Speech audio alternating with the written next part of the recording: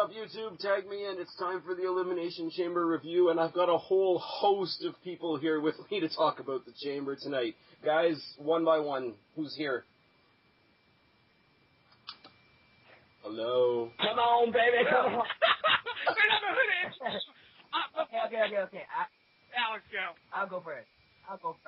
Ladies and gentlemen, it's your boy, Dalyxman, here with the 4 Horsemen, and we are here to kick butt, baby. Yes!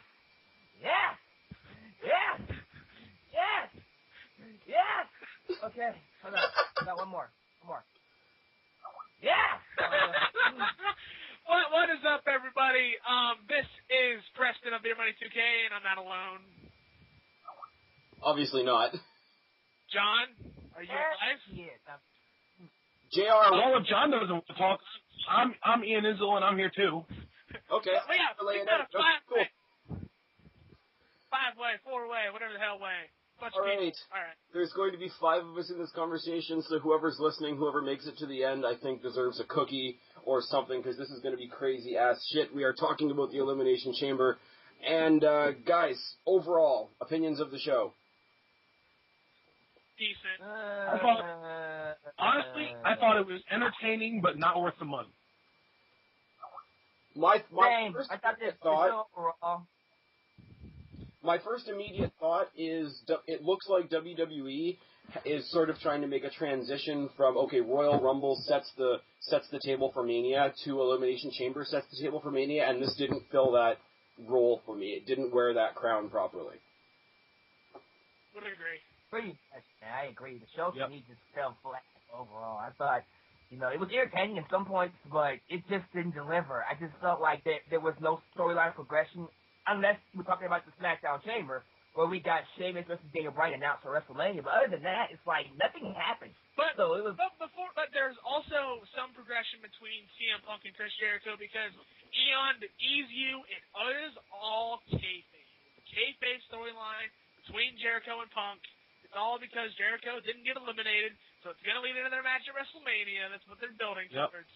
So, that's it's all the people, is Jericho fine? Jericho is fine. It's all kayfabe. Pull your jets. But here's the thing, though. I'm surprised Alex isn't losing his mind, because his favorite guy, the Milan Miracle, came up a bit short. This guy has jokes. I guess I've got jokes, trust me. Ask Preston what kind of jokes I've got. But anyway. Yeah. And to everybody listening to me that has been listening to me and Beer Money 2K for a long period of time, no, the world has not ended. No, you have not slipped into another dimension. This is me and Preston on the same video. And cheers. Yeah. Crazy, we're kind of like Crimson and Matt Morgan. We could have beat the hell out of each other, but we went and got the tag team championships. Yeah, exactly. That's a great comparison. Yeah, it is. Yes, it is. Okay, the Raw Chamber. That's Raw. My initial thoughts of this match is I said it was match of the night. I think I'm alone in this.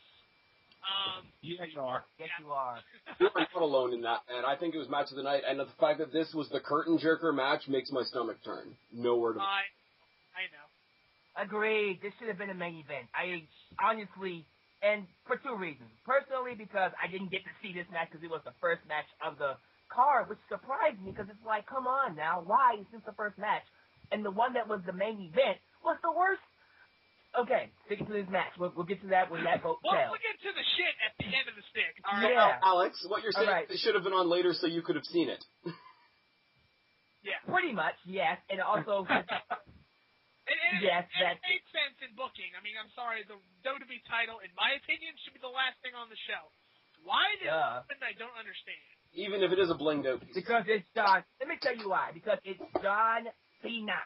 Of course, it's John Cena. He has to end the show. Why? Because it's John Cena. Because he sucked a little bit of extra dick today to keep his main event spot. He sucked and okay, guys, can we all agree on one thing? Is Eve the hate? Sure. Well, Cena certainly embraced her. That's exactly my point. French mouth to mouth on that one. Oh yeah, baby. That wasn't a makeup. That was like a let's see who can eat more of the other's face. Exactly. I mean, I wouldn't complain if I was in John Cena's shoes, but if I was in John Cena's shoes, the shoes would be like, why is somebody with talent wearing us today? Yeah. Anyways, I will say Kofi Kingston did, as we all suspected, get in his one spot, the crossbody off the top of the pod, which I think he pulled off decently. I was surprised he did. Wait. John is here. Yes? Come on! Oh yeah, let me hear it, come on! Alright, here's my thing. I thoroughly enjoyed the show, just kind of catch everybody up to speed. I was part of a very electric atmosphere, and I think atmosphere makes any show worthwhile. Shocked that the Raw Chamber opened up the show. I felt like that should have closed the show. I think they got, not necessarily the closer and the opener mixed up, but the ambulance match should not have main evented. I found it incredibly underwhelming, and to me, I understand why Cena won, because we're like 6 weeks to Mania, and I think he needed that win, because now we're really here, and it's actually happening. But to me, it didn't answer any questions of did he embrace the hate or whatever. It's just another big, convoluted Cena storyline where I think it was just it was a scenic route to status quo. I don't think there's even any controversy about it though, about as far as him embracing the hate and whatever, or making any kind of character change. He didn't sell the story at all, because here's this big, monster that's been destroying everybody and beat up his best friend and has put his friend in traction like 3 times now, and it's caused all this drama for him. And he's still going out there with a smile on his face, making jokes, and what killed it for me, if it wasn't already on life support, was him picking up the microphone and randomly having small talk with Booker T while he's in the match. Honestly, I thought that was freaking funny, because he was just like, can I get on the Fave 5 now? And Booker T was like, yeah, you're on the Fave 5. But who would do that? If you're going up against someone that's as big as Kane, they're trying, like as big a monster as they're trying to make Kane. Exactly, Spaz. That's what I'm trying to say. In a situation like this, go happy-go-lucky Cena. Super Cena should have stayed at home. I wanted to see, mean, aggressive John Cena come out and beat the shit out of Kane. Instead, I got happy-go-lucky Cena that can just dominated Kane, threw him out the top of the cage, not the top of the cage, top of the element, who gives a shit. It's just, I didn't like it. Might as well been a goddamn cage match. They spent more time in the ring than anything else I've ever seen. I mean. Oh my God. I just think the biggest disappointment for me, guys, when I look at this match was I was so engrossed in the storyline. Like, they sold me on the story. I thought they were doing great stuff leading up to this match. Preston was stoked for it because this is the only second ambulance match in WWE history, and he loved the first one between Shane and Kane. And you get the match, you get the final product. Cena is on the same level as Shane McMahon. No, Shane McMahon is better than John Cena. Fuck that. Shane did a better job of selling Kane than John Cena did. Yeah. Agreed. And that's fucking sad. Yeah, it is. And really talking to Ashton here for a second, ultimately, you were right, because I remember when this feud first started, you said that you were afraid that this was not going to work in terms of getting Cena over. I mean, tonight was really the big test, and still the same old Cena reactions. So even Kane, as great of a character as it was, couldn't get the job done. And realistically, that's never going to end. That's honestly, I don't see anything, because you have Kane, who is this huge monster, and you build him up to be just unstoppable. He's killing people left and right, and it just doesn't work. I mean, there are a few nights on Raw that maybe there were more, like, pro-Cena crowds than usual, but it didn't change anything today. No. And I think, you know what's... I mean, by the way, just to state for the record, Milwaukee, you guys sucked tonight. That was one of the worst crowds I've ever seen for a WWE show. The only thing... Oh, disagree. Big disagreement. I loved the crowd tonight. I thought the crowd was hot. I'm sorry. I loved the crowd tonight. I thought the crowd was... Listen to the SmackDown Chamber and the pop they gave for Gabriel win. When you say... I've been seeing it. Alex, when you say the crowd was hot, was that because you saw Alicia Fox in the stands? I want to shoot. Where is his gun? Where is my gun? Where is it? Hey, I downloaded the for free on WWE12 today. I gotta say, talking to you, Eon, I gotta say, talking to you, Eon, in regards to the chamber matches, you're a better man than me, because I had a heart attack in both. When Miz hit the skull-crushing finale, and Sanino hit the Cobra because he told me, well, I knew they were going to kick out. Maybe it was just I was swept up in the moment, but I seriously thought, no, you are not this stupid, no. And then I thought Mae Young giving birth to a hand and Katie Vick, and then I said, no. Guys, I got a question for all of you, and I said it to John and Preston already. Am I the only one that was really impressed with Miz in the very last exchange between him and Punk at the end of the Raw Chamber? No, you weren't. I was impressed as well. Because he, honestly, we tried to do live reactions, but only Preston and I showed up, so that's not going up. But when we were doing live reactions, I said straight up, you know, if that wasn't the ending that was planned, you have to give the Miz credit for basically improvising that finish, and it looked good. And even if it was the planned finish, like, he stepped up his game tonight. He looked as intense as anybody else in the match. And you know what he did? He made me act like he cared. That's the thing. He made me show, like, and see, guys, even though I didn't see the match, that does make me happy to know that Miz actually stepped his game up, because me and John spent how many?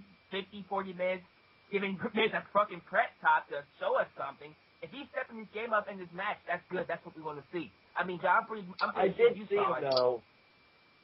I did see him kind of fuck up a few times, or maybe that was just me.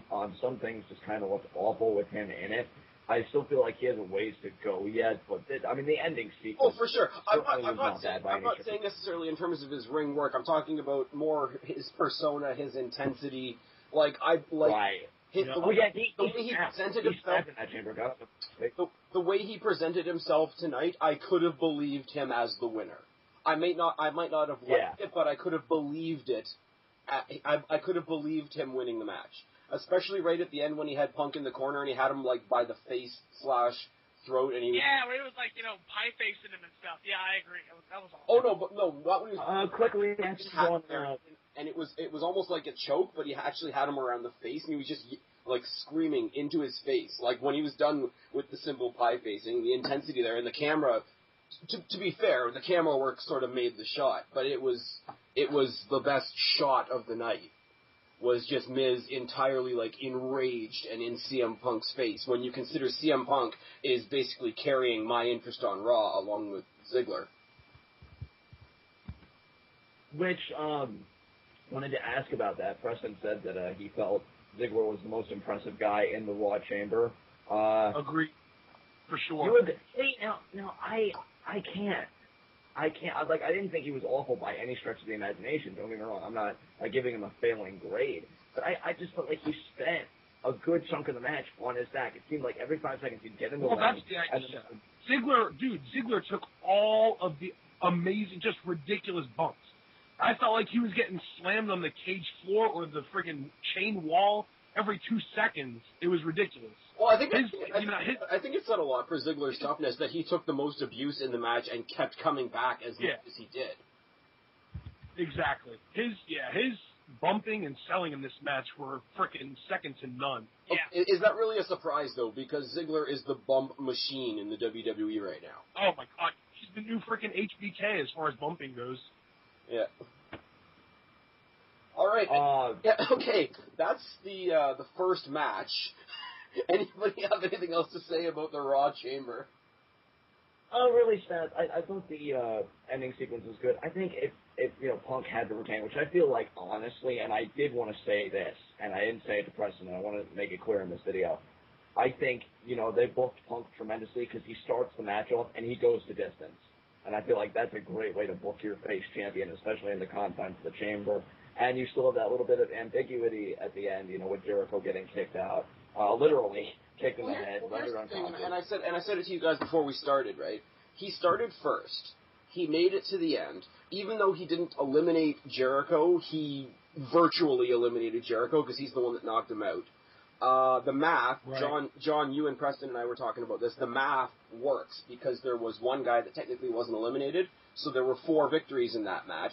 2 of them went to Jericho, 2 of them went to Punk. You can't ask these guys to be any more even than they are right now when Jericho has that story like baked and ready for him when he goes to Raw tomorrow night and says, look, Punk won the match, nobody defeated me, I want my shot, let's go to Mania. Yeah. Right. which I thought that was an excellent observation by you, because I wasn't even, like, keeping score, like, who got the eliminations, just, like, who was getting eliminated. So I think that's a subtle point. When I do my videos, yeah, man. When you guys see, when I do my videos and whatnot, I've always got a clipboard, and originally when I was just going to do my standard Elimination Chamber video, I've got my clipboard sitting here, and there's 5 pages of notes. And I had to keep track of the numbers only because I did the YWC Elimination Chamber lottery, which for Raw, Beer Money won the Raw Chamber lottery. So you guys are going to get plugged more than you already do from me. So everybody listening to my channel, go check out Beer Money. Not that you're not also going to check out Dalyxman and Eon, but because they won, go check out Beer Money.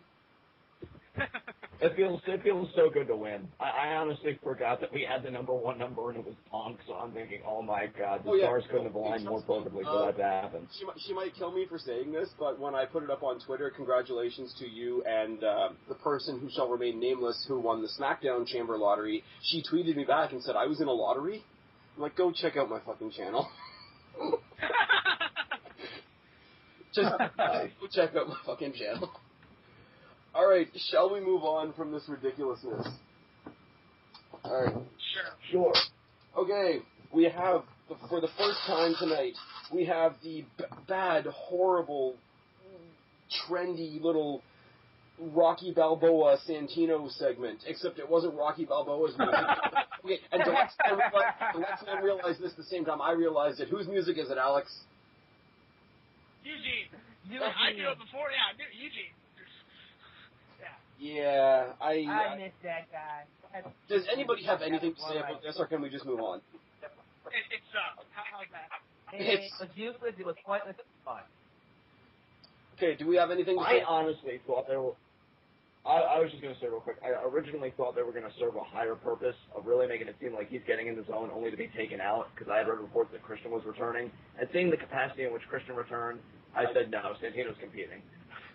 For all the realistically, that's the build-up that Santino got, I would love to see him come out of the chamber, get lined on his way out of the chamber, and get pinned right away. I think that would have been epic.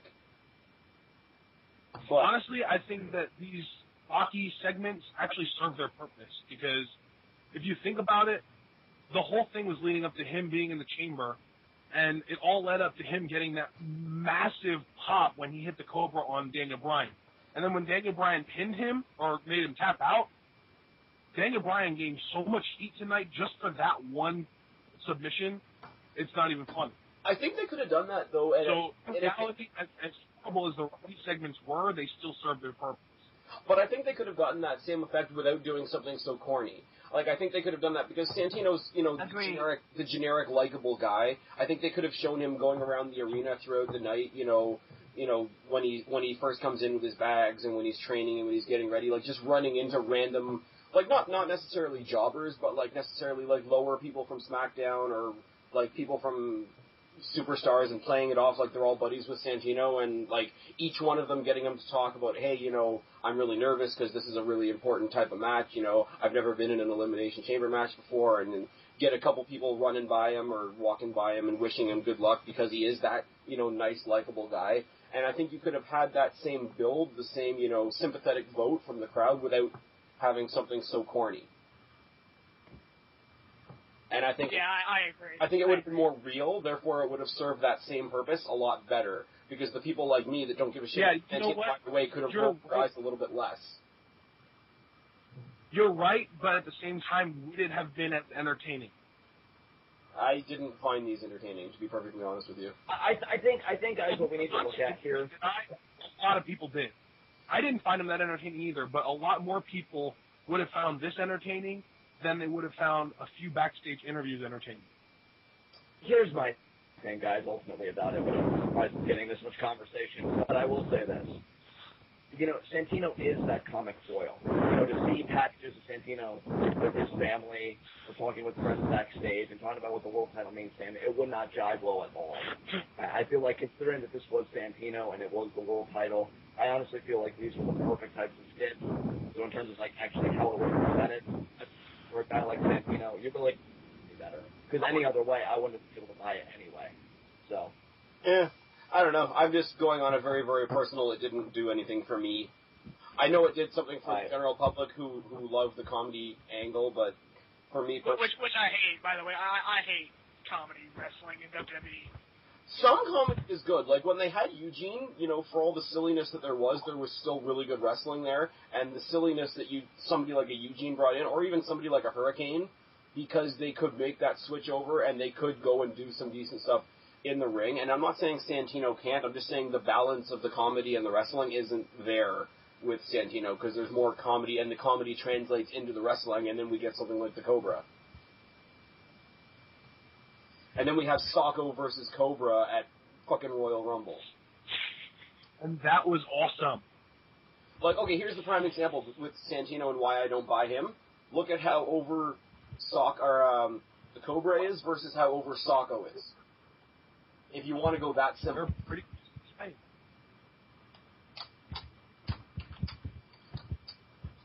Do we want to say anything more about Santino right now?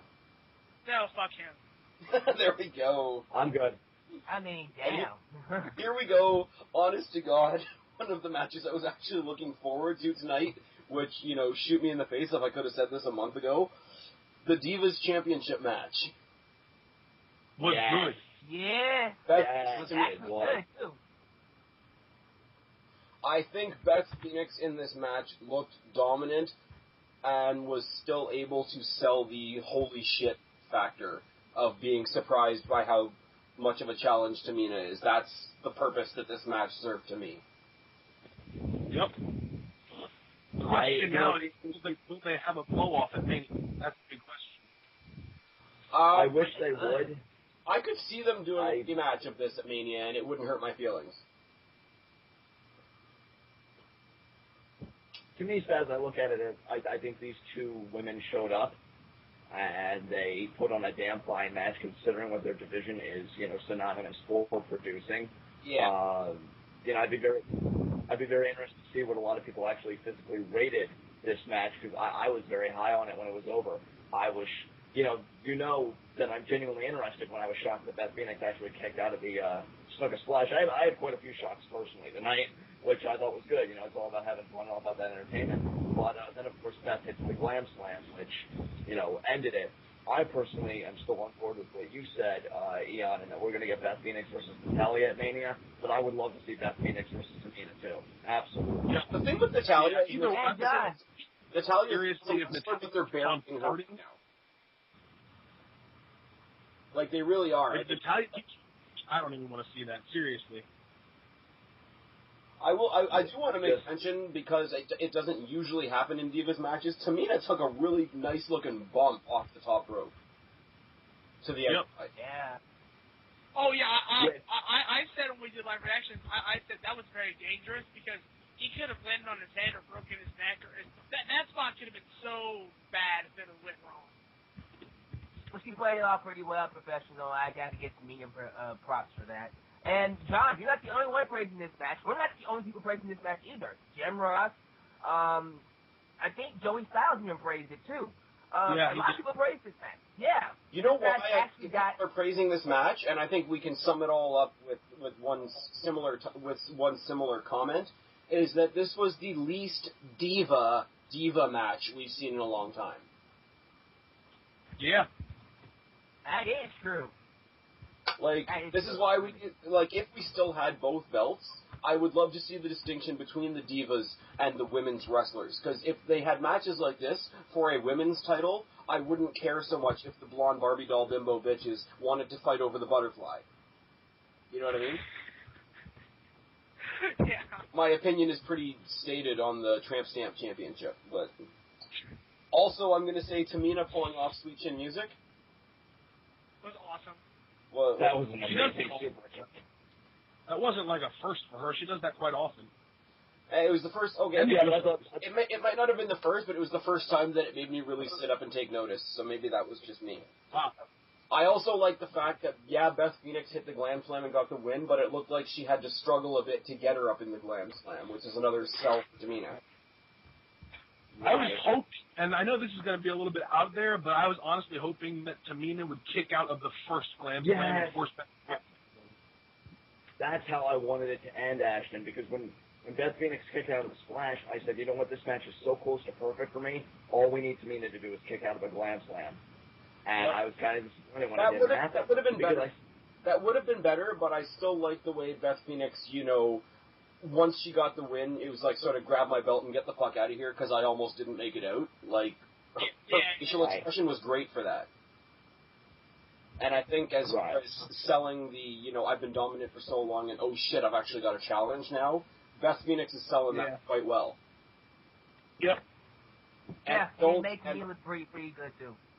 And this is the thing, I know a lot of people are looking forward to the idea of Beth Phoenix facing Karma, which I don't want to see right away, only because Karma really hasn't done anything yet, so the idea of her walking in and getting a title shot demeans the title, if possible, even more than it already is, and it would kind of make Karma the female Big Show, and I really don't want to see that for Karma, because in TNA I was a big fan of hers, so I'd love to see her get a nice slow build and get her first title shot at like a SummerSlam.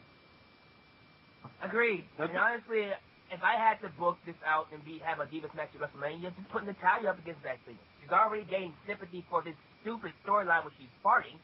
Might as well just go ahead and turn her babyface and have her face Beth Phoenix at WrestleMania. But here's the thing, though, with a win like this, to me, how dominant does Tamina look? Because we really, really saw that, she was like a handful of sand away from getting the Divas Championship. And for her to look that strong and for Natalya to be so buried by the whole farting gimmick and all the backstage bullshit, we would get to Mania and it would be announced, Beth Phoenix versus Natalya, and people would be like, what the fuck, Tamina's looked so strong during all this, why isn't she getting her shot on the main stage? I mean, if you guys would rather see Tamina versus Beth Phoenix, it really doesn't matter to me. I'm just looking for... I don't care.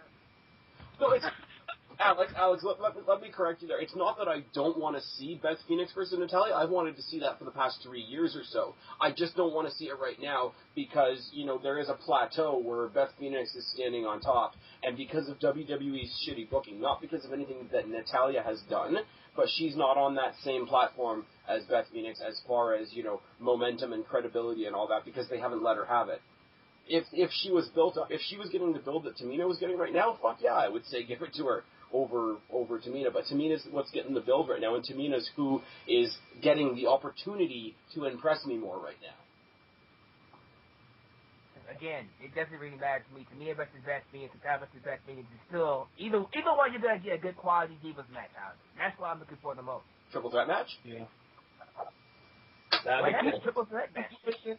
Honestly, at this point, the Divas division isn't so much about trying to build up great matches as it is just putting on watchable matches at each pay-per-view. And that's what this is the role of. Yeah. We need Lita. We need to bring Lita back. Just saying. Honestly, either improve the division or get rid of it. I still think I feel like tonight... We're seeing signs of improvements right now, but that was a good Divas match. Not many. I mean, I don't know. Preston, we gotta take our victories when we can get them. Tonight on a pay-per-view. I want to move on from the Divas. The one thing I will say with Divas is Preston, the one thing you and I said the other night, there are more tag teams in the women's division than there are in the tag team division. Yeah, it's sad. It's so sad. Yeah. It's ridiculous.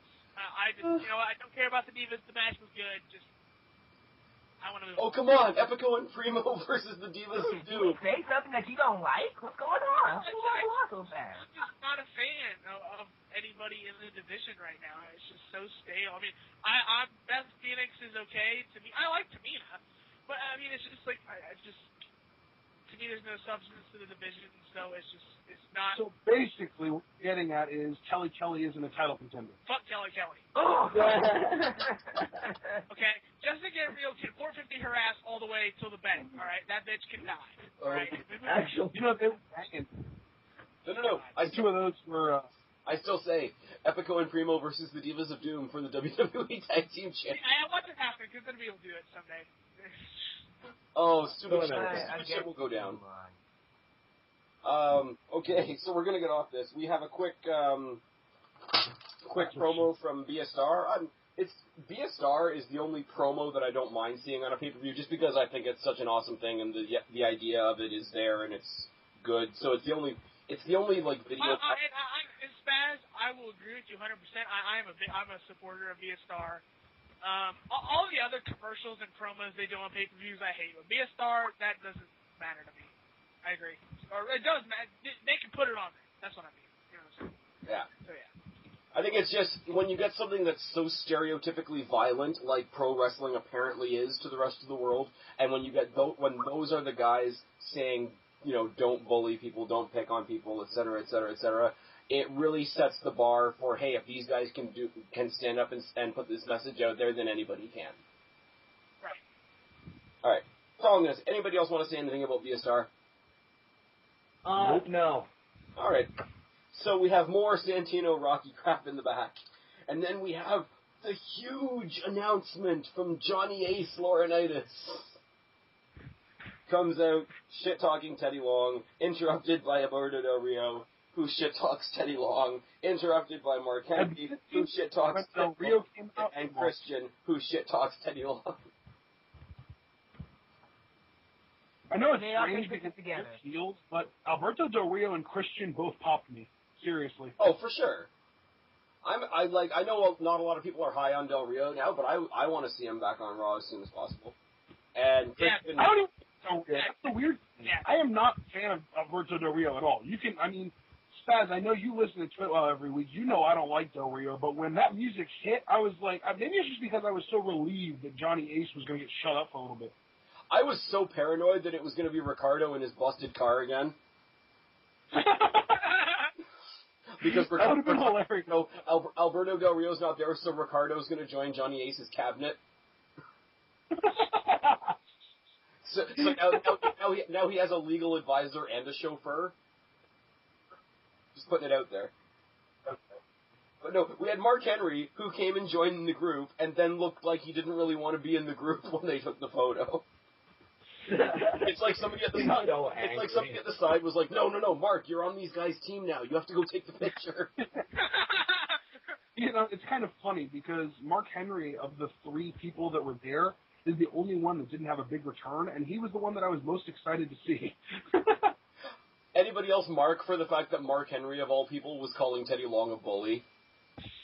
Yeah, that was hilarious. The irony of that is gold, and I'm sorry, if this is going to be a new faction that's forming, I'm going to cry because Christian needs to be on his own doing something on SmackDown. And I know not everybody agrees, but I'd love to see him have a run against Daniel Bryan after Mania. Oh, Christian marks the world over will agree with you, but I don't. Well, to me, I guess consider me one of the Christian marks across the globe because I just felt like what an underwhelming way to bring him back to television. Yeah. I had heard he had done a whole little bit with a postcard, and WWE.com was like, is Christian going to be there tonight? So you think he's going to do something in a larger capacity, and you come back to cut a promo on I was just glad that WWE wasn't trolling us with the postcard. Yeah, really. WWE has done enough trolling. They should lose their internet privileges. And honestly, I was thinking, and I was like, if he took out Santino, which I thought was going to happen when I heard that he was, in the arena, and, it would have been Christian's first chamber. And then I got to thinking about if he actually won, how I would have been pissed, because, I know how big Alex is on Daniel Bryan, and I've become that way as well, and I did want to see him go to WrestleMania. But one of Christian's last big feuds before he got injured was against Sheamus, so WWE could have made it work. That didn't happen. We got a promo segment. Teddy Long's going to be removed, and oh god, this is just looking awful. I don't know predicting on how they're going to go with the whole Teddy Long thing, because we have another segment later on in the show that addresses that once again. We have more Santino Rocky crap, and then we have a very, very, in my opinion, underwhelming interview with Big Show in the back. Basically admitting that he's the anti-Undertaker. So it's funny because really, for what it's worth, and for what people were expecting, Big Show was way better in the ring tonight than anyone would have ever thought. I mean, between busting through the cage for Daniel Bryan and the frickin' spear to Khali and the suplex that Cody Rhodes and Wade Barrett delivered to him, that kind of bump. I mean, Big Show surprised me tonight, big time. I have to agree with you there. Okay. I have to agree with you there. Let's move on to the SmackDown Chamber because I'm gonna respond to what Ashton said there. Two out of the 3 spots there, I will agree with you. The spear looked decent for 2 huge guys. The suplex on the outside, considering he's a big guy and they were using a confined amount of space, looked great. The problem I have with the whole Big Show busting through the pod spot there, yeah, it was impressive looking. It had the dramatic effect it was supposed to have. But when you get Big Show ripping the cell apart, it momentarily takes the story away from Daniel Bryan, even though Daniel Bryan's the one he's reaching for, because for that couple of seconds, it's Big Show versus the chains of the cage, not Big Show versus Daniel Bryan, especially when, I've already watched Wrestling Jesus' review, but he says, why would you spend so much energy busting through the pod when you know he's going to be released in like 30 seconds anyway? Or like I said in my reactions, bust the fucking glass. Like, seriously. I mean, the glass would be easier to break, in my opinion, than the come on. How much Lexan did we already break tonight? I think there's a quota. Right. Well, and so but I think later on in the match, Daniel Bryan, when Wade Barrett threw Daniel Bryan up on the top rope there, he actually did end up breaking up. And that was the same pod. He broke through the glass on his own pod there later in the night. See, I don't mind that. I don't mind that when they're actually in the match and they're just using their surroundings as a weapon. But when Daniel Bryan's not in there and Big Show's like putting so much effort into breaking the cage, the cage is a weapon. The cage isn't one of your opponents. Like that's why. Right. Just think about this. Big Show was reaching his arm down in to grab Daniel Bryan. Daniel Bryan's a submission specialist. How great would it have been if he would have thrown an armbar on him and just hung from Big Show's arm there? Awesome. Great, but they didn't follow through on that. You had Big Show getting his big-ass awkward self down into what amounts to a phone booth. My thing is, Spaz, to kind of answer your question. It's in a cape either. Well, I mean, to kind of answer your question from my perspective, because I did, for the most part, enjoy the SmackDown Chamber, just Santino making so much progress that he did and the way he made it kind of rubbed me the wrong way. But I think it's a testament to the hatred that Big Show had and the annoyance Big Show had with Daniel Bryan. It's like Eon said on TWitWoW, it's just he's obsessed with squashing this little bug, and that obsession took hold. Now, I find it weird the way Big Show was eliminated because Daniel Bryan didn't even have a hand in that, which I found was kind of weird. And I thought Big Show got eliminated way too soon for my taste. I think that leaves an open spot. I think it would have been nice. Always come back later on and touch on that feud again. True. I wish then that. What'd you say? No, I just think that, like, okay, I've run across a lot of people that agree with me as far as Daniel Bryan goes. Yeah, it's impressive that he spent a lot of time with Mark Henry, a lot of time with the Big Show, etc., and he did what he was supposed to do with those things. But my opinion with Daniel Bryan for the past couple of weeks is I'm tired of him going out there and, killing monsters and slaying dragons. I want to see him in more one-on-one straight-up wrestling matches. I loved seeing him and Randy Orton. Him and Randy Orton was what I wanted to see at Mania, to have Orton put him over and have that huge name under his belt. But, if you've got Daniel Bryan just constantly with this, one wrestler, one giant stories, you kind of eventually, not always, because sometimes it works really well, but you eventually get away from the fact that, okay, I'm an athlete, I'm a fighter, I have all these submission skills, where it becomes more so, how do I escape this monster, which works for a while, but I want to see him against more actual other guys than always, playing the Dragon Slayer. I can relate to that, man. I can really agree with you on that. And honestly, this is just my opinion alone. This whole thing between Big Show and Daniel Bryan is kind of a cop-off for WWE kind of fearing to put him with anybody else because they kind of fear. They have this mentality that wrestling won't get over, so they put him with big men. Hopefully that'll make a bigger story because it's easier to write. A small guy versus a big guy, David versus Goliath. We've seen it so many times in history. WWE loves doing it because it's easy. It's an easy story to write, and I do agree with you. I think they should do more with Daniel Bryan and have him face regular people and have good matches. Try something new. Go with something that's not what you're usually used to going with. You know what I'm saying? Here's the thing with that, and I mean, to be fair, Alex, I guess we kind of got that. But, yeah, I'm glad you're on the same page with that because I'm sorry. Like, what's the biggest thing we've marked out for in a long time? At least, I'll talk for myself personally. Was him hopping over to Raw for the night and having the champion versus champion match with Punk. I mean, who's going to choose a match with Big Show? Exactly. I don't think anybody would choose a match with Big Show over that. Yeah.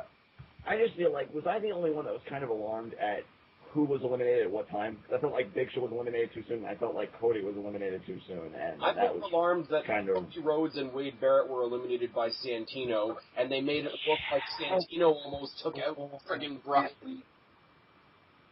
How did I know you were going to end up bringing this up, man? Come on, it wasn't that big of a deal. Cody Rhodes got caught in a roll-up, and Wade Barrett didn't even take any offense from Santino. He got the diving headbutt from Bryan, and then he got basically Santino was just taking the belt. Honestly, Eon, I understand where you're coming from, but I still don't care. It's still Santino. You can put whatever positive spin you want to put on Santino. I don't give a shit. Actually, I'm sorry. I'm going to agree with Ashton here. I think Santino was just being out of which is believable for a guy like him. Which is fine with me.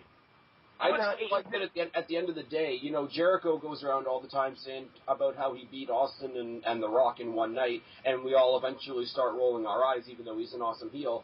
I don't want to get to a point where Santino's going to say, you know, like, say Wade Barrett wins the world title somewhere down the line, and he can go around saying, hey, I beat, you know, the greatest Intercontinental champion WWE's had in years, and the world champion in the same match. Like, that's what it looks like. You don't have to worry about that with Santino because that's not his character. And seriously, Santino didn't win anything, though. Just because he pinned them doesn't mean anything. Nobody's going to remember this 2 years from now. Seriously. I don't know. It leaves a bad taste in my mouth, and that's, you know, I can't say anything else because I'd be lying. I understand, because let's be honest, he was never supposed to be this match in the first place.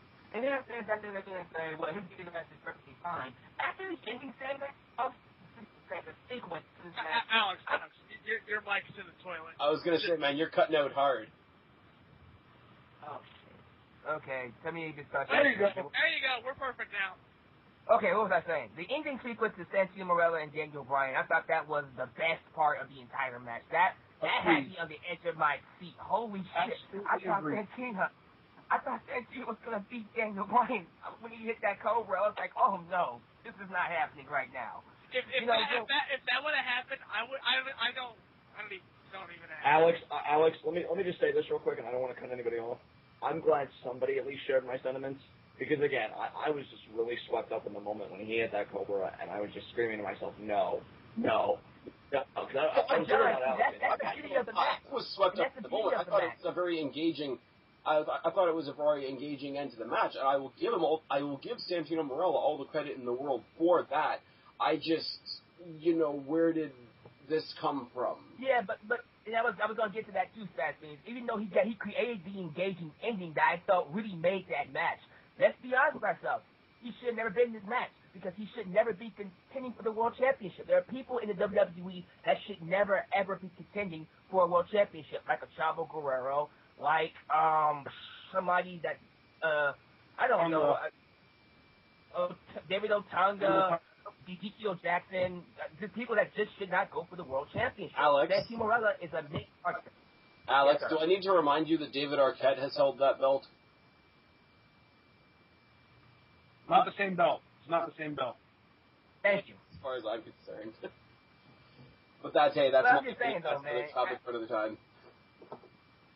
But yeah, I was just saying, I agree with you. I can understand where you're coming from. He shouldn't be competing for this world championship, and that's why you kind of feel like it was entertaining, but there is no way that this man should be even competing for this championship. So I understand where you're coming from, man. Yeah. Not only should he not be in there, but he should have been taken out quick. Like, if he was there as filler, I can get that. I can buy that. But the fact that, okay, I know it doesn't matter because he got, like, quick roll-ups on people and whatever, but on paper, he beat, you know, he didn't beat, but he eliminated Cody Rhodes, he eliminated Wade Barrett, and looked like he was about to beat your world champion. That, like, he shouldn't be in the match in the first place, so he shouldn't be looking that good in a match that he should never have been in. It's all about the psychology. The WWE was building up basically a moment for Santino to tease, for Daniel Bryan to take away, to up Daniel Bryan's heat. That's what this whole match revolved around, giving Daniel Bryan more heat. And it worked. And they did it. And it worked very well. Very well. I never thought I would actually see the crowd receive Santino like that. They were popping like shit over Santino tonight. Who else could it have been? If it would have been Cody Rhodes, people would have started cheering Daniel Bryan. If it would have been Wade Barrett, people would have cheered Daniel Bryan. If it would have been Big Show, it would have been too difficult to book to make Daniel Bryan look like the realistic winner between the two. It had to be Santino because he's the guy that the crowd's behind, and he's the guy that the crowd's going to be angriest at Daniel Bryan for beating. It's that simple. It's all psychology. If he wasn't injured and if he was on SmackDown, I would have loved to see a Zack Ryder in that spot. If that's how they were going to use it, if that's what his job was in the match, I would have rather seen a Zack Ryder in that position because he's the same sort of, comedy character, sympathetic face, internet, whatever he is. Honestly, that would have worked if, like you said, if he was on SmackDown and if he wasn't injured, it would have worked the same way. And if he wasn't licking his wounds of losing a girlfriend to John Cena. Yeah. Embracing the Eve. I just felt like here it is. Eve turns heel, and she becomes Eve the Hate Torres. I get it. Embrace it. What were you saying, Alex? No, go ahead. I was just laughing. I'm sorry. No, I was just saying, I just feel like, it was a good chamber. It served its purpose. The crowd did pop for Santino. It's not the most important thing. Despite my personal disgust with it, I just had the happiest when he lost. I just reveled in the fact that not all dreams do come true because I'm an asshole like that. Daniel Bryan. Some dreams shouldn't come true because some people's dreams are other people's nightmares. Exactly. I have a friend of mine who's just like me when we watch the pay-per-views together, and he's like, I love watching other people fail, and I'm like, me too. And the really important thing I love watching people fail. We both just reveled in the fact. Yeah, John is not the nice person you all think he is. Just take No, I am not. John's the heel. But the important thing is that Daniel Bryan is going to WrestleMania, which I know that sentence is going to be the most beautiful sounding in the right now. Okay, here's my question to Don. Don, I got to ask you to lay out for a minute. Everybody else lay out. This is Alex's mark out minute. And go. Yes! Some of y'all join me. Come on, let you watch this. Yes! Come on, baby! Oh, yeah! I will not join you. What's the matter? No, because he's close to losing the bet. I think that's why. Because if Daniel Bryan retains a WrestleMania, that's right. I was going to say, Preston, how many times leading up until now have you said, there's no way Daniel Bryan's going to WrestleMania with the world title? I hate my life. Johnny boy. Alex, I have one question for you, though. I have one question for Dalyxman. What did you feel about Sheamus coming out and laying out Daniel Bryan, kind of setting the tone for their matchup? It was, honestly, it was good that they did that because, it answers the question, okay, so we carried the rest of Daniel Bryan. I just kind of felt like he was beaten. He got through glass doors and stuff, shit like that. For Sheamus to come out and just attack him like that, it's like, that's not very babyface of you. But it is what it is. But Daniel Bryan did kind of badass guy. literal face without being the stereotypical read between the lines. This is what a face is kind of face. Like he can be that badass. Like I'm still in it for myself too kind of face. And I think that works. And I think because if you get him too nice and if he's all polite about shit and all that, A, we'll get a cavity, and B, we'll have an Irish John Cena on our hands. I can see that. I mean, if we're being completely realistic here, Sheamus is in a spot where he could become the next, and I don't mean as far as like being booked like a superhero, but crowd reaction-wise, he could be the next John Cena. He's getting it. He's close. Oh, for sure. Difference being, Sheamus backs it up in the ring more than Cena, in my personal opinion, so I wouldn't have a problem with him getting that kind of push. Honestly, if Sheamus wins that belt at WrestleMania and gets a huge pop from that Miami crowd, that might put him over the top. Which will be awesome. I think it will. Which is great for me, because when Sheamus came in, I didn't give him the time of day, and I'll be the first person to admit it. And when he had his first two title runs as a heel, when they were just basically handed to him in his first year, I didn't like it. I was running Sheamus into the ground. I've been over my old videos from back then, and I was running the guy into the ground. He drove me nuts. But since he's sort of hit the reset button and he's going for his second time to have his first title shot, life hits the reset button kind of idea. He's earned my respect slowly, which is what they should have done with him the first time. For sure. Well, I mean, Preston, remember how terrified you and I were when we first heard that Sheamus was turning face? I mean, you and I didn't even have a clue that this would be the move that saved his career. Yeah. And really, it's to another level, because I remember when we, heard that was going down, we were terrified, because we were so used to Sheamus being a face, or being a heel, rather, that we didn't know how a face turn was going to play out. And to see the crowd respond the way they have, I'm just so happy for Sheamus. And although I do have like one favorite moment from Sheamus being a heel, though. And that is John Cena falling from grace through a table. Oh, yeah. Yeah. Everybody gets their pick. Yeah. Everybody got the Jericho tonight. It's still like, John, when the first Skype conversation you and I had, my troll idea for Daniel Bryan, if the first three competitors had already been wiped out, and Big Show and Khali had simultaneously sort of, mass destruction punch and Khali chopped each other, and Daniel Bryan had just come out of the pod and put one foot on each guy and one without doing anything. I thought that would have been key. I thought that would have been absolutely key. Everybody would have been pissed. The whole, internet world would have been pissed. The whole crowds would have been pissed. I think it would have been fucking awesome because I like pissing people off. But Daniel Bryan could have been screaming yes as he was doing it. As well as making That's hilarious.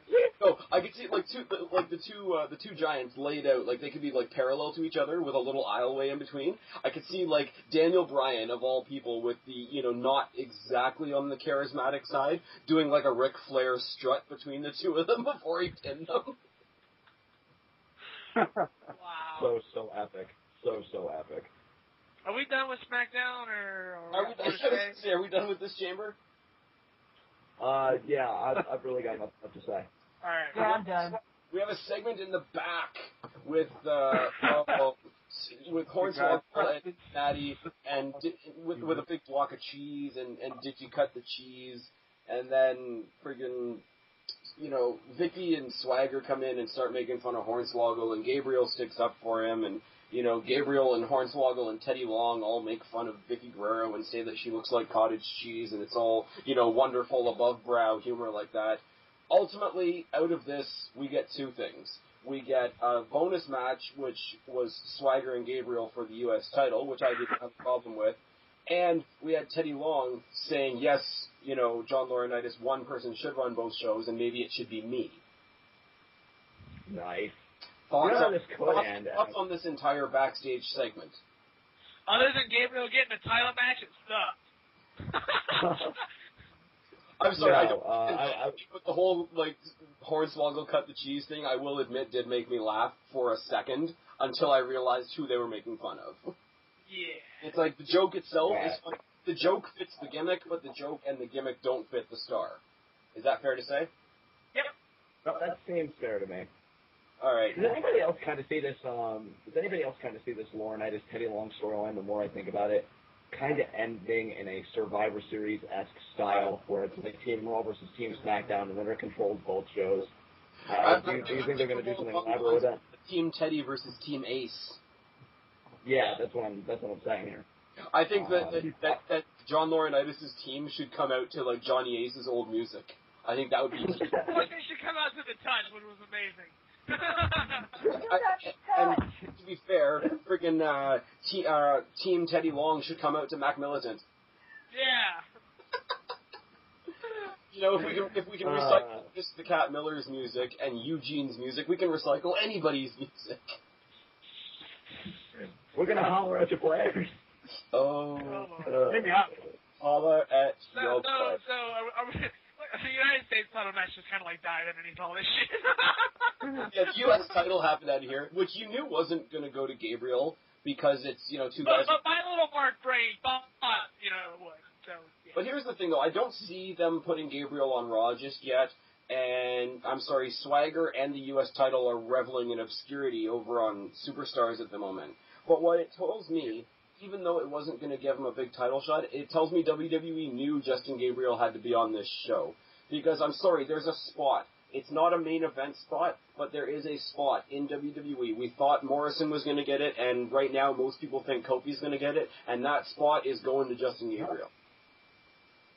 Oh yeah, baby. Oh yeah. And honestly, I am not mad at that whatsoever. I think Justin Gabriel is a great athlete. Honestly, this is a big, bold statement. You're allowed to disagree with it all you want. When Justin Gabriel faced John Cena last year, 2010, I made the statement that Justin Gabriel was the next AJ Styles. Oh, for sure. And I mean, athletic-wise, the kid can do it all inside the ring. I agree. Eon, or My thing is, Spaz, can you turn Skype down just a little bit? You are kind of echoing through. Okay. There we go. All right, we're good now. my thing is with this match, I personally enjoyed it, but I kind of noticed the crowd around me had disinterest, and one of my friends, and I don't mean to like this anybody off particularly pressing, because I know Gabriel has made it to Rayland, but he actually turned around and he told me, because I asked him, why don't you like Justin Gabriel? And he's like, oh, come on, John, when he goes for that 450, he stays on the turnbuckle for 255 days. In that span of time, I could take a shit, fuck a hooker, travel around the world, and he's just getting ready to leap off the top rope. Oh, dear. Which made me lose my shit. Wow. I'm going to say this. Here's my thing. I don't mind friggin' Gabriel getting this spot, and for me, it is half of it is that okay, he's a great ring worker, and I'd like to see him, get recognized for that. The other half of it is all of you guys saw my my big response video to John's video. You guys all know how I feel about Jeff Hardy, even though a lot of people don't agree. Justin Gabriel, for me, hits that part of my Mark brain that Jeff Hardy hits. It's not an awesome. It's not. I think it's awesome that Gabriel is all in our face behind. Let's just put it that way. I mean, I think it's awesome that Justin Gabriel is the wrestler that's bringing SpazPhoenix and pressing together. That is even more awesome. Insanity! We just turned the internet inside out. The next Jeff Hardy. What were you saying, Eon? Ever since Justin Gabriel debuted on NXT with Pat Hardy as his partner, they reminded me of the Hardy Boys as a tag team. Oh, for so sure. I was thinking Gabriel next Jeff Hardy is a ring worker for those. He's got that, he's got not really the actual, I can talk the crowd into the seats kind of charisma, but that natural, people are drawn to him kind of charisma. I don't know anybody that doesn't like him. So he has mass appeal, too. As far as charisma goes, he has definitely charisma that Jeff Hardy had for me in the beginning, where, he wasn't always the greatest mic worker, but my thought when he got on the mic was, shut up and wrestle, I want to see you wrestle. I don't want to see him on the mic, and it's not because he's good or bad, it's because I'd rather see him spend his time in that ring wrestling than talking. One thing I would like to see Justin Gabriel do, and this is only a minor critique for me. This isn't really trying to put a damper on the fire or anything. But after that criticism my friend made about the standard 450 that he does, I know Eon told me about a match he had with Heath Slater on NXT where he did a springboard 450. Oh yeah, and I would like to see Justin Gabriel switch to that. And when he does the springboard... I would like to see him do that. When he does the springboard into a move like that, it reminds me of, I know not everybody's a TNA fan, but it reminds me of why I love watching the X Division, because a high-flying move from the turnbuckle is standard. No matter how awesome the move is, and the move is great, regardless of where it comes from. But when you get something that's a little off the beaten path, like taking that move off the turnbuckle and maybe doing it from a springboard, or maybe doing it from some other type of... situation. It's the kind of thing that drives me towards the X Division, and it's the kind of thing that drives me towards Justin Gabriel, because there's not very many people like that in the WWE that touch that, like I say, that particular part of my Mark brain. Yeah, that innovation that we don't get from the casual wrestlers in the business. You know what I'm saying? Yeah. Because WWE is getting a little cookie cutter with some of their mid card. I'm gonna put that there. Oh yeah, I agree with you so bad. I completely agree. Are we done with U.S. title? Are we done with U.S. title, seeing as we haven't actually talked about the match at all? Who cares? I mean, because the match itself, it was straightforward. And Jack Swagger beat him. Honestly, I'd rather talk about Gabriel, and that's what we did. So, honestly, That's true. Well, and we all knew that it was what I said in my notes, and basically that it is a standard sort of flyer versus wrestler match. It was okay for what it was. Swagger wasn't entirely horrible. We had to put up with Vicky Guerrero on our screens and in our speakers for a little bit, and the ending seemed a bit rushed. That's all I wrote down for the match itself. Realistically, I think that Gabriel needs to work on his viewing psychology, because there was none until Swagger started working Gabriel's team. Oh well. But again, he hasn't been around, like, okay, for the general WWE audience, we haven't been watching him that long. Like, he was stuck in the background of Nexus, where all he was doing was, like, 8-man beatdowns. He was in the core, where they were doing 4-man beatdowns. And he's just now getting a chance to get out there on his own and develop. So he's only been a singles guy for like 7 months. I was going to say, the psychology will come. Psychology comes from having your one-on-one matches, and he wasn't for the longest time, and he was stuck with Heath Slater even after he left the core. So, like, we never got to see him individually, and he never got to be himself individually. You might be right as far as recently, but in FCW, he was the singles heavyweight champion, so it's not like he doesn't know how to work with WWE as competitive. Okay, well then here's where I tap out to you, man, because I will be first and foremost to say that I don't watch FCW. So my knowledge on that is moot. Like, I'm saying, like, from the day he actually walks into actual WWE, from there on, is what I was talking about. Okay. Hey, my thing about Justin Gabriel, though, it's just, I agree with Ashton, by the way. He could use a little bit more in that department, but again, it's not like he's going for the World Championship. It's the U.S. Championship. I think it's all right for him to go for it at the level that he is right now. So. Oh, for sure. Like I'm saying, I'm Mark. I'm not saying he's the best guy in the show by far. I'm just saying he's got that.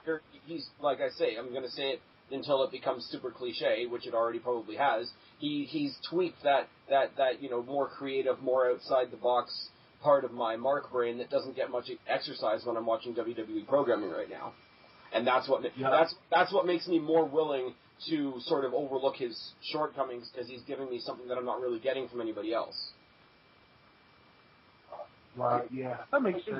I'm kind of right with you.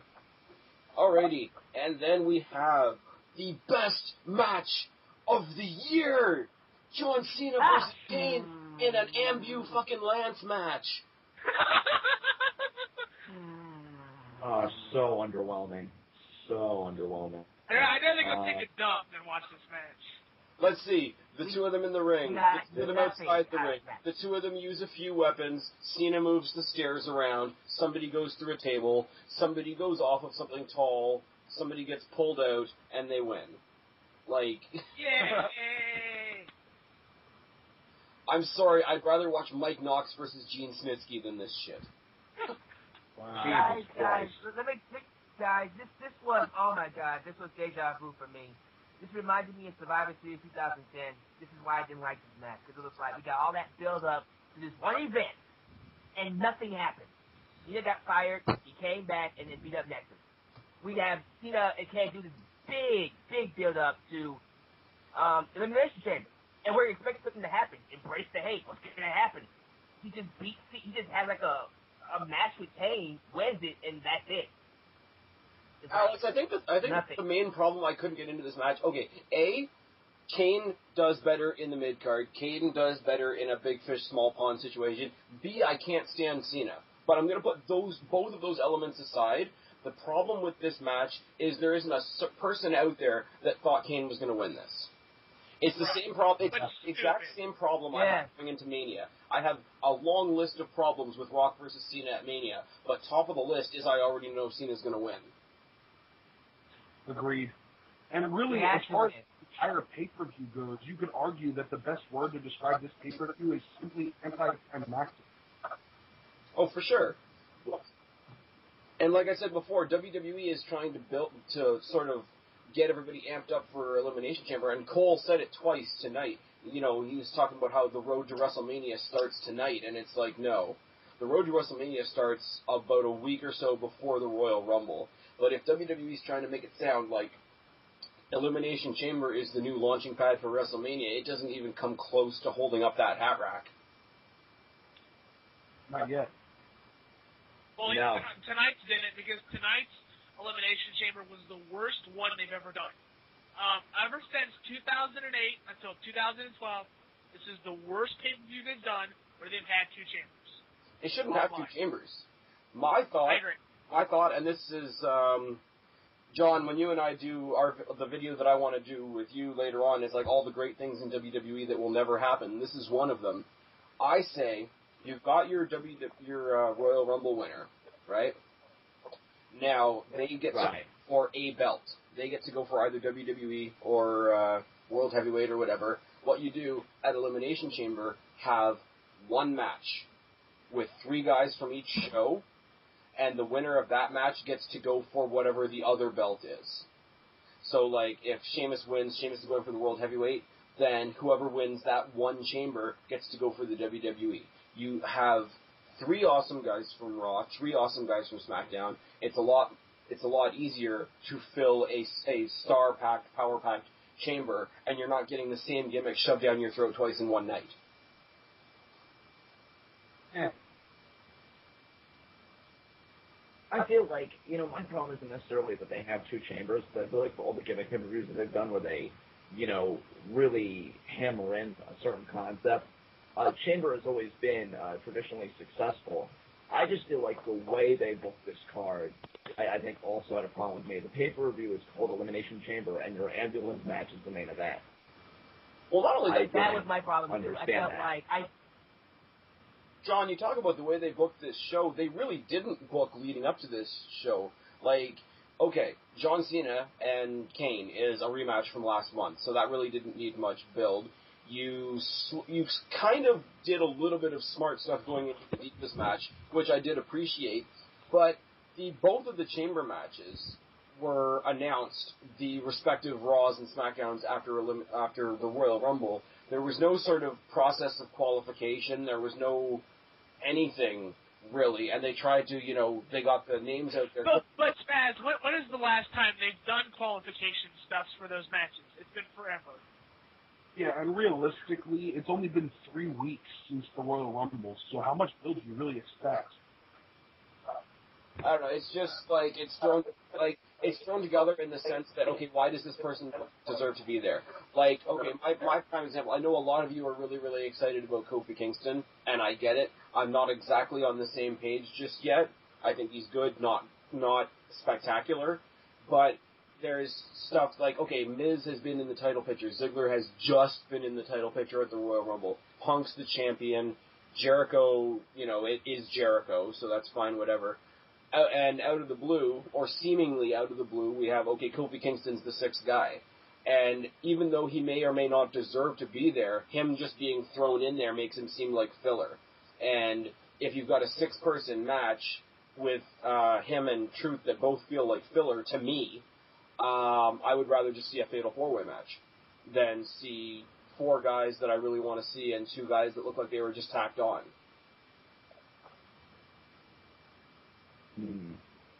Kofi has 46 spots in the chamber tonight. Oh, he did. And I'm not saying that, but there was nothing to say, like, okay, Kofi's been, mid-card, da-da-da-da-da. He's had his time with Air Boom, and that's fallen apart through no fault of his own, but he just lost the tag team championships.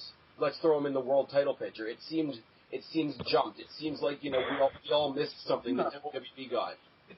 It's basically WWE rewarding him for the amazing performance he put on at the Rumble. Exactly. That's why I thought he got into the match, because of his performance at the Royal Rumble. That handstand was fucking amazing. It was. But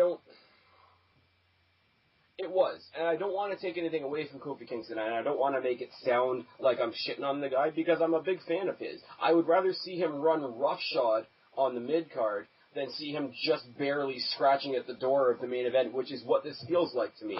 I could be alone in that, but you go into this match and you think or that Kofi Kingston is not going to win. So, okay, yeah, he's going to give us some great spots that make us think, okay, he deserves a shot, but he's not going to get it. Everybody's going to be pissed. Well, Spaz, theoretically, nobody was going to win that match besides Jericho or Punk. The only one I could have seen making some sort of legitimate impact might have been Ziggler, admittedly. But again, Ziggler was my favorite. Ziggler was the bump machine. Yes, he was. And that was fine. Always. Oh, in the grander scheme of things, you could see them. Okay, if you were a little more of a casual fan, you could see Miz or Ziggler standing a shot, or at least having a hat in the ring, because they're like former champions. Be it Miz getting buried by Cena, or Ziggler having his world title match last a day. But they've sniffed at that gold before. Whereas you get Kofi Kingston in there, and I'm sorry, but we knew Ziggler and Miz weren't going to win either, but we could see Ziggler and Miz winning a lot more than we could see Kofi Kingston.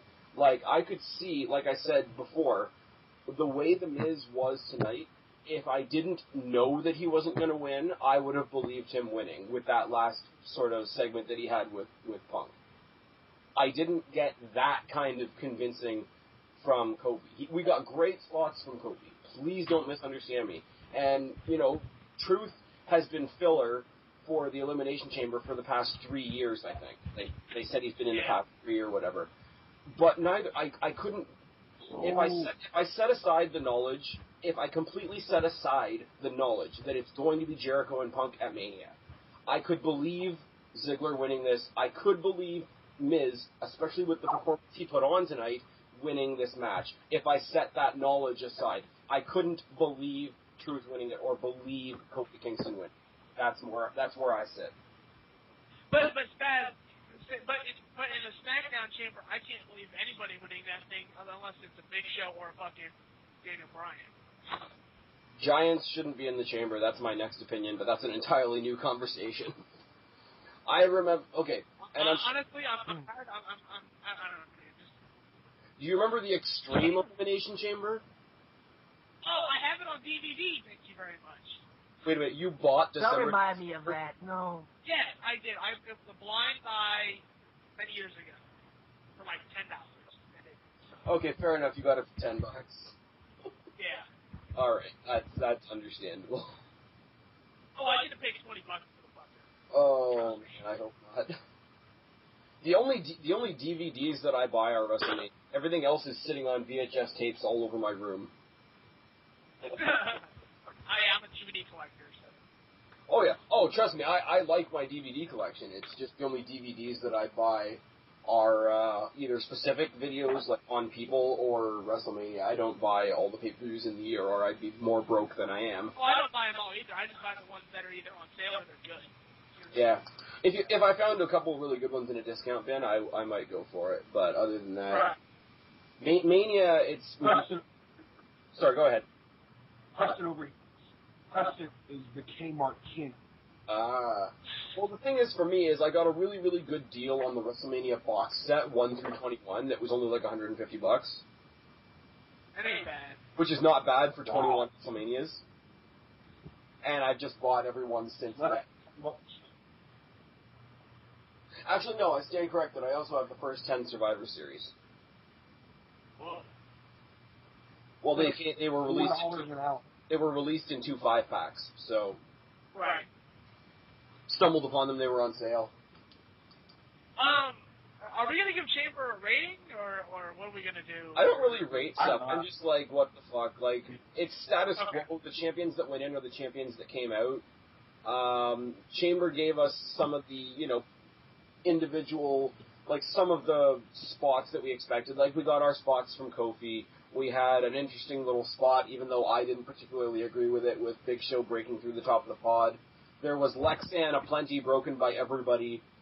There was nothing that we didn't expect in this, other than the returns of ADR and Christian.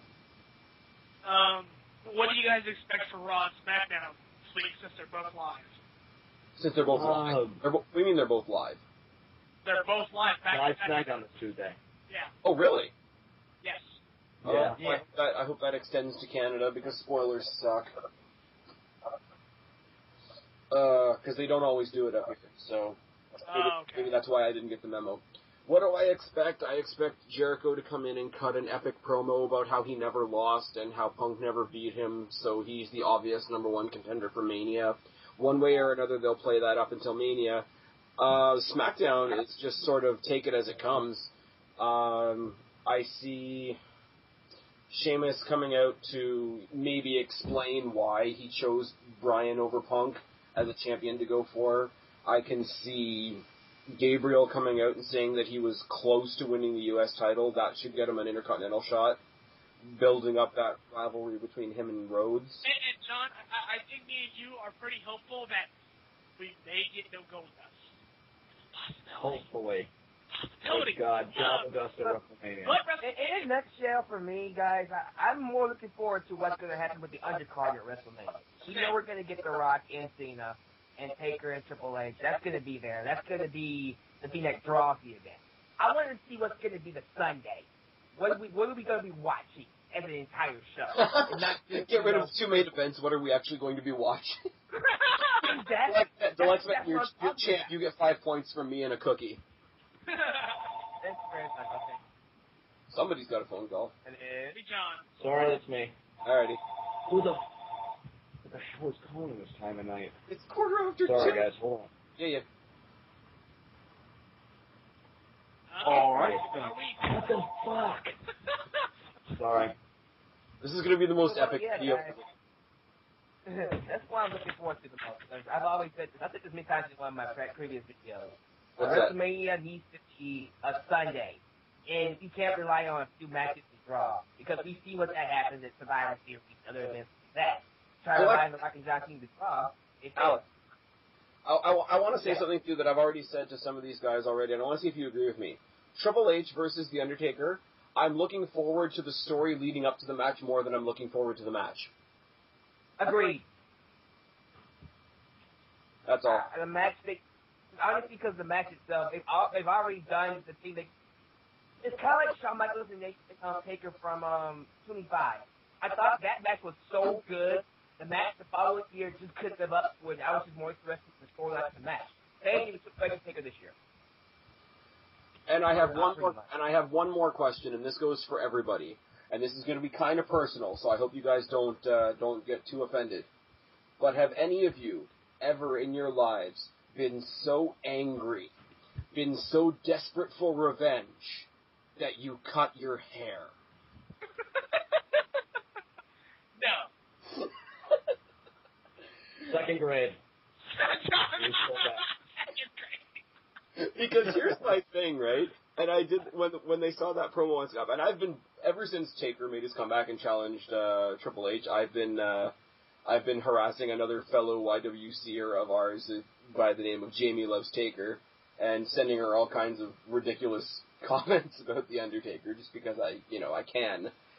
It's remarkable that, we all in this conversation here, we get wrestling and we get why the whole, him cutting his hair might mean that he's changing personas, might mean that he's the American badass, whatever. So it's a huge thing, right? But at the end of the day, we're marking out for a haircut. And it's a wig. And I'll take that one step farther. We're not even marking out for a haircut, we're marking out for a wig cut.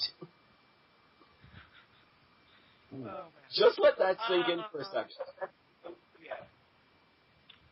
Oh, God. Do we have anything else we want to touch on in this? I'm cool. I'm done. Other than Daniel Bryan is the greatest thing in the world, that's about God, it. Alex. Hey, deal with it. He's going to WrestleMania. I'm not dealing with shit, okay? Sorry. Yes, you will, because he's going to WrestleMania. If he goes to WrestleMania and wins, guess who's making the video? Yeah, and I'm going to say, kiss my ass in that big video, motherfucker. I think Alex is going to blow up the internet if Bryan retains at Mania. Oh, God. I don't even... It's going to be Seriously, I don't think it's going to happen. If here's what I'll say about Alex, because you are an amazing fan of Daniel Bryan and I respect you and high five for that. If he goes and retains at Mania, the internet will be more blown up than the Warrior running to the ring.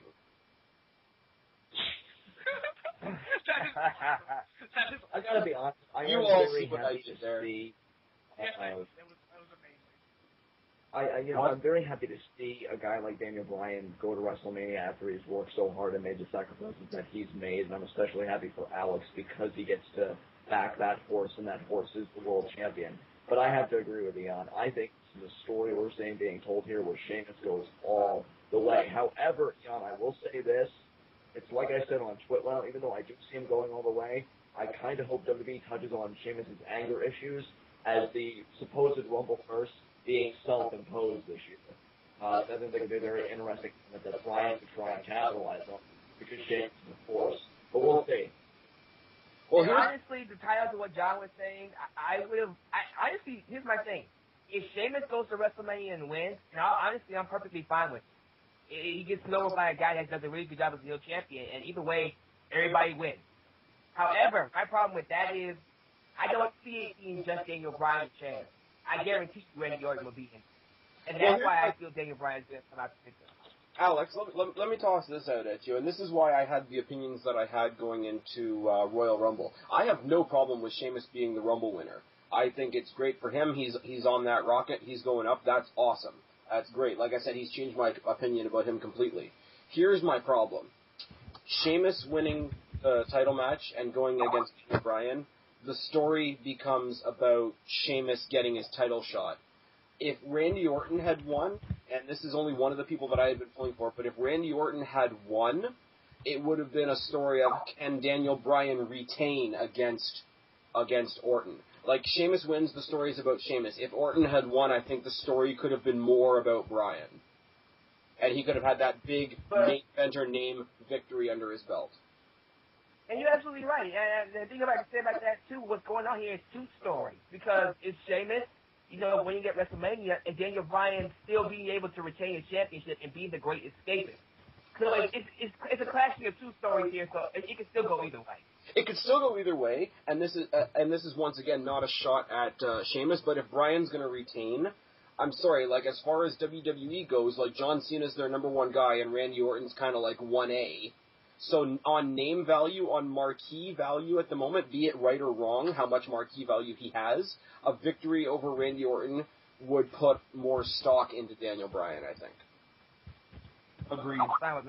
Based on how WWE treats him. I'm not saying that Randy Orton is better than Sheamus, but as far as like WWE pecking order goes, Orton's way up here.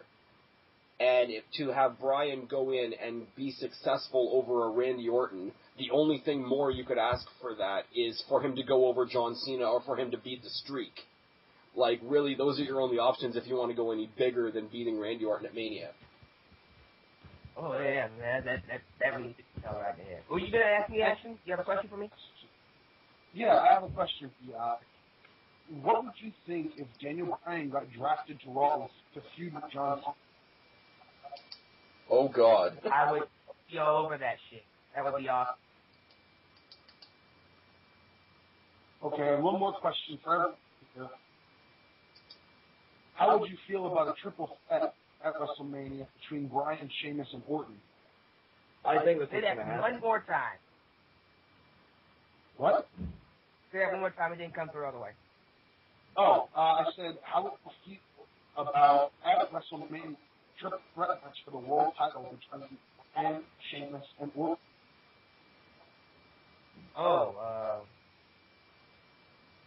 I personally wouldn't want to see. That's what I think is going to happen, honestly. I personally, if they're going to go like what they're doing right now, sort of the Young Guns route with Sheamus and Daniel Bryan, I would rather see that be a one-on-one and be like, okay, we are the next generation that's going to come after Orton and Cena. This is what we can do. Or if they had gone the Orton route, I would have rather seen, okay, a slightly older generation, slightly younger generation, that sort of like young lion, old lion type of story. But to blend those two stories, I think the value of the two individual stories would get a bit watered down. Okay, so if you don't want Orton in the triple threat for the world title, where do you see Orton fitting in at Mania?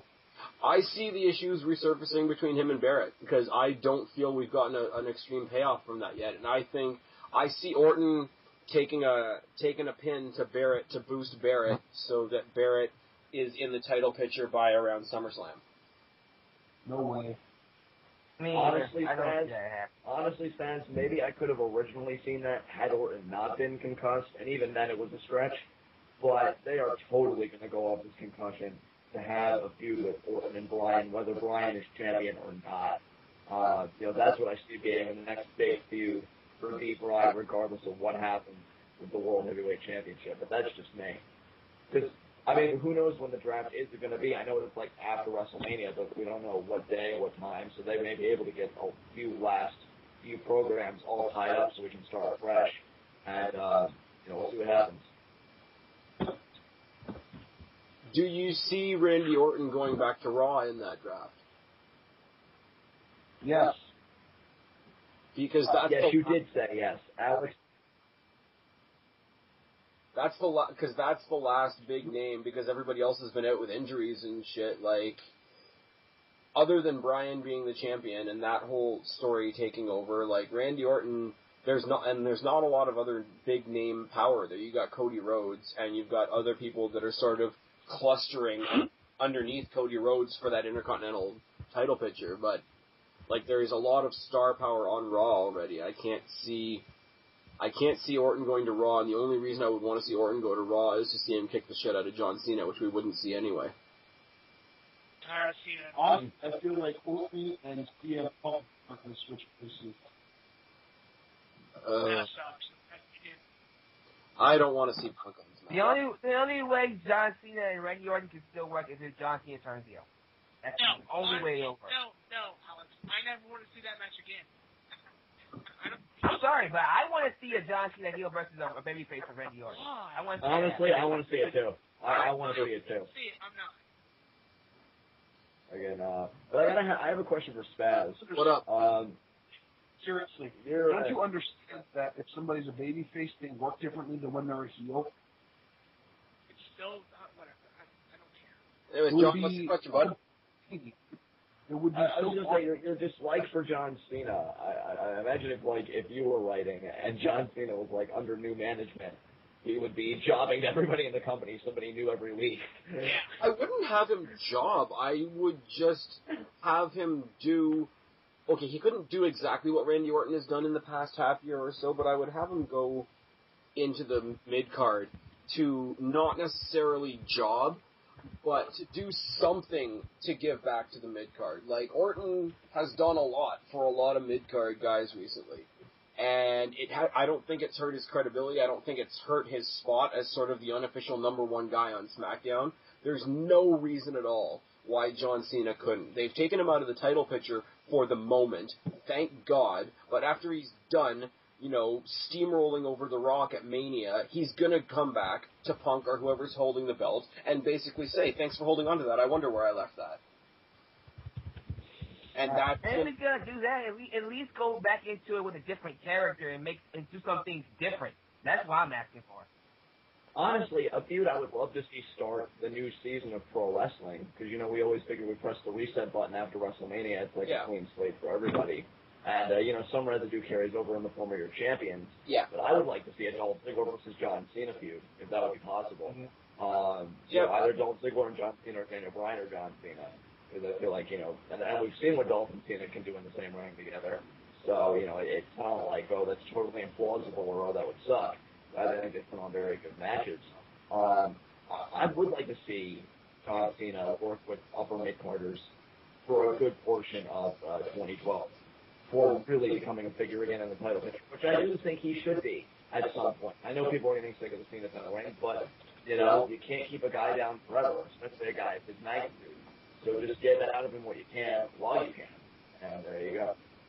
I think you could use John Cena in a title picture in a non-champion way. Like, okay, nobody right now, because Miz is in his hot water with WWE and whoever, and Alberto Del Rio, people lost a lot of faith in him, and he's been gone for a while. Now, if you had a rivalry between Miz and Alberto Del Rio, which is the rumor that I've heard, and it happened to be some such kind of way that it works its way to the main event and one of them holds the title and whatever. Now you have a championship story with The Miz and Alberto Del Rio. You throw Cena into that match because he is that over and it brings more eyes to the match, and it lets everybody see what Alberto Del Rio and The Miz can do, and have either Alberto Del Rio or The Miz be the one to get the victory, with John Cena's job in that match being to bring more eyes to the match.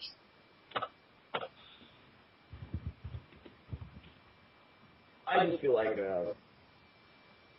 we really need to focus. We're getting so close to Mania. I'm wondering what a lot of these guys are going to do. In here and now, what's Barrett going to do on the WrestleMania card? What's Ziggler going to do on the WrestleMania card? What's Cody going to do? If it's not Goldust, who is he facing? What's Kingston going to do? There are a lot of guys that are WrestleMania. One thing right now, unless there's a Money in the Bank match, none of these guys are getting best off to the call. If there's a Money in the Bank match, that doesn't need to happen, man. I want WrestleMania to give us. I want it to be a showcase of the past. I'm just telling you what I think WWE's going to do. I don't want to personally. I just see where that's going.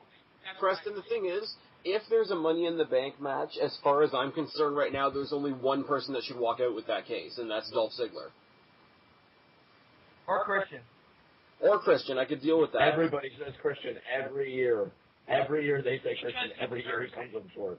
But here's the thing. It's hilarious. If I was to switch teams and be a total, 100% Ziggler supporter, what I would want to see, and I know I've talked about this with one of you guys before, what I would want to see, have Money in the Bank open the show. Have Ziggler win, have Jericho and Punk give us the match of the night, and have Ziggler cash in on the winner the same night at WrestleMania.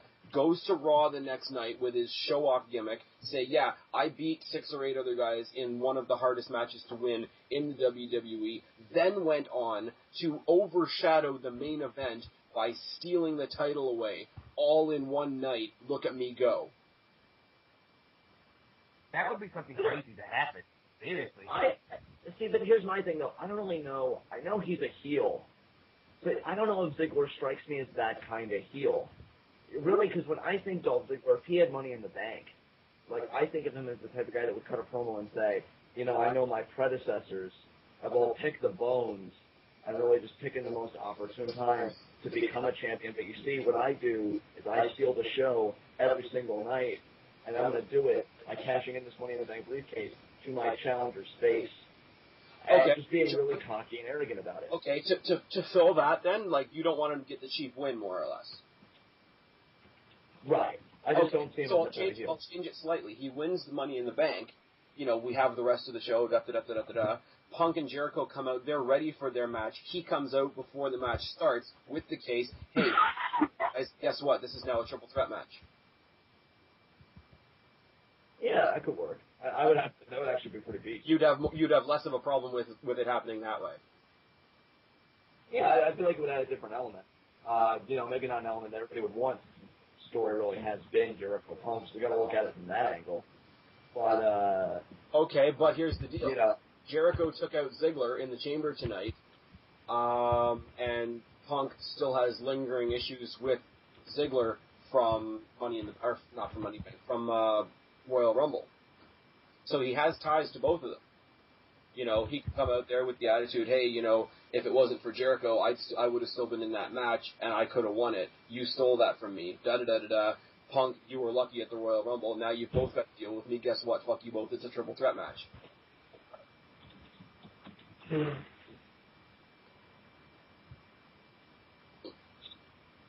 Because the only other person to take Money in the Bank and use it to actually schedule a match was Rob Van Dam. Yeah. But of course, WWE won't acknowledge that because Van Dam's no longer an active part of the company. So. And it was also used to create the ECW title out of nowhere.